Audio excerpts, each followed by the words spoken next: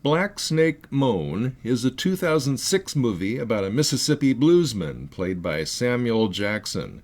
He holds a nymphomaniac played by Christina Ricci in his house in an attempt to cure her after finding her beaten on the side of the road. Her boyfriend had gone into the National Guard, and while he was away, she was screwing every guy in sight, riding the carousel. This is how she ended up by the side of the road.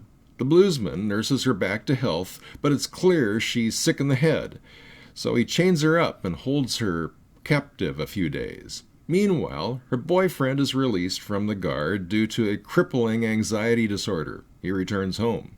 The bluesman, meanwhile, has decided that he has no right to hold the nymphomaniac and sets her free, but she decides that she does want to be cured, so she decides to stay. Her boyfriend finds her with the bluesman and threatens them with a gun until the bluesman talks him down. They decide to get married. Not the bluesman and the boyfriend, but the boyfriend and the nymphomaniac. As they're driving off into the sunset after getting married, he gets another anxiety attack, and she is beset by one of her spells and is craving sex. Clinging to one another, they pull it together. Now, tell me this isn't an allegory about patriarchy and feminism. Feminism has loosed the beast of hypergamy, and it's done its level best to destroy men's confidence in themselves.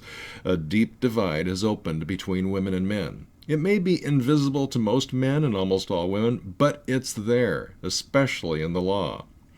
In every way that counts, men are now second-class citizens in the eyes of the law. This is what feminism has wrought.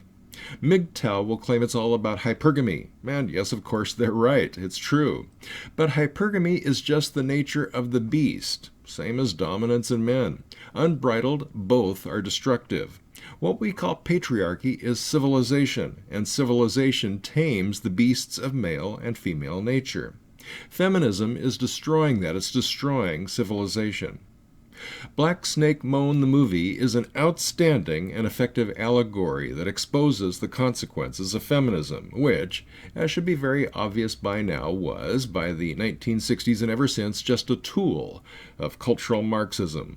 Or if you prefer, postmodernism, or if that doesn't suit you, post-structuralism. No matter what label you apply, it's all the same, and it's all poison. A tool to subjugate us to a globalist agenda.